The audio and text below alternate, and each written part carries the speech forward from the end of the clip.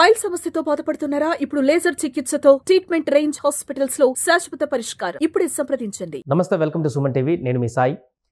ఆంధ్రప్రదేశ్లో కూటమి ప్రభుత్వం ఏర్పడినప్పటి నుంచి శరవేగంగా పాలనకు సంబంధించినటువంటి నిర్ణయాలు తీసుకుంటూ ముందుకు వెళ్తున్న సందర్భంలో తాజాగా ఉద్యోగులకు సంబంధించి, ప్రభుత్వ ఉద్యోగులకు సంబంధించి ఒక కీలకమైనటువంటి ముందడుగు వేసినట్టుగా చెప్పుకోవచ్చు. పాత బకాయిలన్నీ కూడా 100 కోట్ల బకాయిలన్నింటినీ కూడా విడుదల చేశారు. దీనికి సంబంధించి మనం మాట్లాడుతూ మనతో పాటు పొలిటికల్ అనలిస్ట్ చంద్ర శ్రీనివాస్ గారు ఉన్నారు. సార్ నమస్తే. సో ఉద్యోగులకు సంబంధించినటువంటి కీలకమైనటువంటి అంశం, గత కొన్ని సంవత్సరాలుగా వారు ఎంతో ఆవేదన చెంది కొన్ని సందర్భాల్లో నిరసన వ్యక్తం చేసినటువంటి సందర్భం కూడా పాత బకాయిలు విడుదల చేయమని. వారి రైటర్ కానీ ఇప్పటివరకు ఎవరు చేయలేదు గత ప్రభుత్వంలో. ఇప్పుడు రాగానే కూటమి ప్రభుత్వం రిలీజ్ చేసింది అన్ని బకాయిలు. ఎలా చూడొచ్చు అంటారు? నిజంగానే టీచర్లు కానీ చాలామంది ప్రభుత్వ ఉద్యోగులు వాళ్ళ పిల్లలకు పెళ్లి చేయలేక, వాళ్ళు ఫ్యామిలీ జరగలేక చాలాసార్లు ధర్నాలు చేశారు, నిరసనలు చేశారు. కానీ గత ప్రభుత్వం 5 సంవత్సరాల్లో నిమ్మకు నీరెత్తినట్టు వాళ్ళు పట్టించుకోవాలి. 6,200 కోట్ల బకాయిలు ఉన్నాయి. మరి అది ఎవరు పట్టించుకోవాలి? ఏదో ఒక రోజు ఓ ప్రభుత్వం మార్పు వస్తే కదా. వాళ్ళకి అనేక వాగ్దానాలు చంద్రబాబు నాయుడు గారు, పవన్ కళ్యాణ్ గారు ఇచ్చారు. మరి గత 5 సంవత్సరాల్లో వాళ్ళు బెడచెవిని పెట్టేశారు చాలామంది టీచర్లు. ఎందుకంటే ఆ టీచర్లో మా మామయ్య గారు కూడా ఒక హెడ్ మాస్టరే. ఆయన కూడా ఆవేదన వ్యక్తం చేసి నేను సందర్భాలు చూసా. వాళ్ళకి కావాల్సిన సిపిఎస్, జిపిఎస్ కావచ్చు, ఈ ఏపీజీఏ కావచ్చు, బకాయిలు చాలా కాలం నుంచి పెండింగ్ ఉన్నాయి. మరి ఇన్ని కూడా ఈ ప్రభుత్వం వచ్చిన తర్వాత ఉద్యోగులు మేము ఉన్నామనే భరోసా ఇచ్చారు. ఎట్లయితే రెగ్యులర్గా ఇప్పుడు ఉద్యోగం చేసే వాళ్ళందరూ ప్రభుత్వ ఉద్యోగులకి 5వ తారీఖు లోపు జీతాలు వస్తున్నాయి. గత ప్రభుత్వం 20వ తారీఖు దగ్గర జీతాలు వచ్చాయి కాదు. అదే సమయంలో విడతల వారీగా బకాయిలు ఈ ప్రభుత్వం చెల్లిస్తాన్నది ఆ దిశగా వెళ్తున్నారు. జనవరి నెలలో 1,133 కోట్లు మొదటి విడతగా ఇచ్చారు. ఇప్పుడు నిన్ననే మీరు చెప్పినట్టుగా 6,200 కోట్లు బకాయిలు చెల్లించారు. అంటే దశల వారీగా మేము చేస్తామనే నమ్మకాన్ని ఒకవైపు జనవరిలో 1,133 కోట్లు కేటాయించడంతో ఒక నమ్మకం అనేది కలిగింది. ఇప్పుడు 6,200 కోట్లు కేటాయించారంటే 6,200 ప్లస్ 7,300 కోట్ల దాకా ఇచ్చారంటే ఇంకా ఏదన్నా చిన్న పెండింగ్ ఉంటుంది. అది కూడా 1-2 నెలల్లో పూర్తయ్యే అవకాశం స్పష్టంగా కనపడుతుంది. కాబట్టి ఎప్పుడైనా ప్రభుత్వ ఉద్యోగులతో పెట్టుకుంటే ఆ ప్రభుత్వాలు మనగలలేవు. ఎందుకంటే ఏదో ఒక రూపాన వాళ్ళ ఇంట్లో వాళ్ళు ఒకళ్ళే కాదు. ఒక టీచర్ అనుకోండి 10 మందిని ప్రభావితం చేస్తారు. ఒక 10 మంది పాఠాలు చెప్పినప్పుడు క్లాసులో 30 మంది స్టూడెంట్స్ ఉన్నప్పుడు 30 మంది ఫ్యామిలీలో ఆలోచించుకోండి. వాళ్ళ ఆవేదన వ్యక్తం చేస్తుంటే అది ఇండైరెక్ట్గా టీచర్స్, సంఘాలు చాలా పవర్ఫుల్గా ఉంటాయి. అలాగా ప్రభుత్వ ఉద్యోగాలు చేసిన వాళ్ళకి రావాల్సినవి అన్నీ కూడా ఎప్పటి నుంచో పెండింగ్ ఉంటే, వాళ్ళు ఎలా ఎరియర్స్ ఉంటే వాళ్ళ జీవన ప్రమాణాలు ఎలా ఉంటాయి? వాళ్ళ ఇంట్లో లోన్లు కట్టుకోవాలా, వాళ్ళ ఇంటి ఫ్యామిలీని ఇది చేసుకోవాలా, మెయింటెనెన్స్ చేసుకోవాలా, పెళ్ళిళ్ళు చేసుకోవాలా. అందులో మీరు చెప్పినట్టంటే సిపిఎస్, జిపిఎస్, ఏపీజీఏ ఈ బకాయిలు అనేది చాలా కీలకం అండి.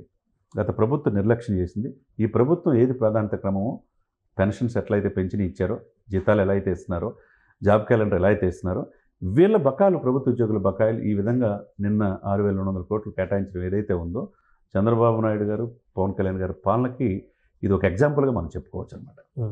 సో అంటే ఇప్పటికీ రాష్ట్ర ప్రభుత్వం అనేక అప్పుల్లో ఉంది, చాలా ఇబ్బందికరమైనటువంటి పరిస్థితుల్లో ఉంది అని చెప్తున్నప్పటికీ కూడా ప్రభుత్వ ఉద్యోగులకి మొదట్లోనే జీతాలు పడిపోతున్నాయి, నెక్స్ట్ వీక్లోనే. ఇప్పుడు పాత బకాయిలు కూడా చెల్లించారు. సో ఎలా సర్దుబాటు చేస్తున్నట్టు అనుకోవచ్చు వాడిని? కరెక్టే. అంటే ఇప్పుడు 400 దశాబ్దాల అనుభవం చంద్రబాబు నాయుడు గారు ఈ విషయంలో అందరూ కూడా ఆశ్చర్యపోతున్నారు. అప్పులమయమైపోయింది. మీరు అన్నట్టు 2.5 లక్షల కోట్ల నుంచి 10 లక్షల కోట్లు అప్పులమైపోయింది ఆంధ్రప్రదేశ్. ఈ అప్పులకి ఇంట్రెస్ట్ కట్టాలా? ఈ సిచ్యువేషన్ నుంచి ఒకవైపు కేంద్ర ప్రభుత్వం సకాలంలో స్పందించబట్టి అమరావతి రాజధాని పూర్తవుతున్నాయి, ఆంధ్ర జీవనాడి పోలవరం పూర్తవుతుంది. ఒకవైపు జాబ్ క్యాలెండర్, ఇంకోవైపు పెండింగ్ బకాయిలు, ఫీజు రీయింబర్స్మెంట్ కూడా నిన్నగా ఇచ్చేశారు.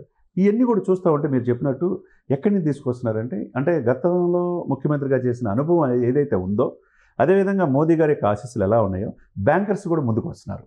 నిన్నగాక మొన్న అడ్కో కూడా 11,000 కోట్ల రుణాలు ఇచ్చింది రాజధాని కోసం.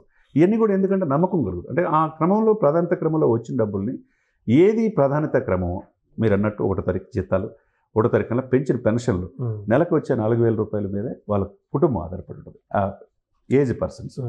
దానివల్ల అట్లా క్లియర్ చేస్తున్నారు. 5వ తారీఖులోపు ఉద్యోగాలు జీతాలు ఇగిపోతే వాళ్ళ మెయింటెనెన్స్ జరగదు, అది ఇస్తున్నారు. ఇకపోతే ఇది ఎప్పటి నుంచో ఉన్న సమస్య. ఇది గత 5 సంవత్సరాలు నిర్లక్ష్యం చేయబట్టి ఈ రోజున 6,200 కోట్లు కేటాయించడం అంటే వాళ్ళంతా ఊపిరి పీల్చుకున్నట్టు కదా. వాళ్ళ ఫ్యామిలీల మీద ఆధారపడిన బంధువులు వాళ్ళందరూ కూడా ప్రభుత్వం పెట్టే సానుకూలంగా ఉండట్లేదు కదా. కాబట్టి వాళ్ళకి వచ్చే ప్రభుత్వ ఆదాయాన్ని ఇచ్చే క్రమంలో అప్పులు ఎడిదిరిగి 10 లక్షల కోట్లు ఎలా తీర్చాలనేది భవిష్యత్తు నిర్ణయిస్తుంది. ఇప్పుడు ఉన్న వనరుల్ని టూరిజం డెవలప్ చేసుకోవాలి. తీర ప్రాంతాన్ని 974 కిలోమీటర్లు ఉంది, ఇండస్ట్రీస్ తెచ్చుకోవాలా, ఫుడ్ ప్రాసెసింగ్ యూనిట్స్ తీసుకురావాలా, ఇవన్నీ తీసుకొచ్చేటప్పుడు వీటితో పాటు టెస్లా వస్తుందని చెప్పి అంటున్నారు, రెన్యూబుల్ ఎనర్జీ వస్తుంది అంటున్నారు. ఒక్కొక్క ప్రాంతంలో డెవలప్ చేసుకోవడానికి నిన్నగాక మొన్న వెహికల్స్ అశోక్ లైలాండ్ కూడా విజయవాడలో లోకేష్ గారు ఓపెన్ చేశారు. ఇవన్నీ చూస్తూ ఉంటే ఆంధ్రప్రదేశ్ అభివృద్ధికి ముందుకెళ్తున్నారు, పెట్టుబడులు పెడతానికి ముందుకు వస్తున్నారు. కాబట్టి వచ్చిన ఆదాయంలో ఆ యొక్క ఆర్డర్ ఆఫ్ ప్రయారిటీలో ఏది ముఖ్యమో ఆ విధంగా సర్దుబాటు చేస్తున్నట్టుగా కనపడుతుంది అన్నమాట. Right sir. అది ప్రస్తుతం ఆంధ్రప్రదేశ్లో ప్రభుత్వ ఉద్యోగులకు కూడా పెండింగ్లో ఉన్నటువంటి బకాయిలను కూడా విడుదల చేయడం పట్ల అయితే అటు ఉద్యోగులు కూడా హర్షం వ్యక్తం చేస్తున్నారు. ఎప్పటి నుంచో ఉన్నటువంటి ఈ సమస్య, వారి రైట్, వారి హక్కు ఎట్టకేలకు కూటమి ప్రభుత్వం విడుదల చేయడంతో వారు కూడా సంతోషం వ్యక్తం చేస్తున్నారు. ఈ నేపథ్యంలో ప్రభుత్వం కూడా ఈ యొక్క సమస్యలన్నింటినీ కూడా పరిష్కరిస్తూ ముందుకు వెళ్తుండడం కూడా శుభ పరిణామం అంటూ కూడా చంద్ర శ్రీనివాస్ గారు చెప్తున్నారు. సుమన్ టీవీలో మీ పర్సనల్ అండ్ బిజినెస్ ప్రమోషన్స్ కోసం కింది నెంబర్కి కాంటాక్ట్ చేయండి.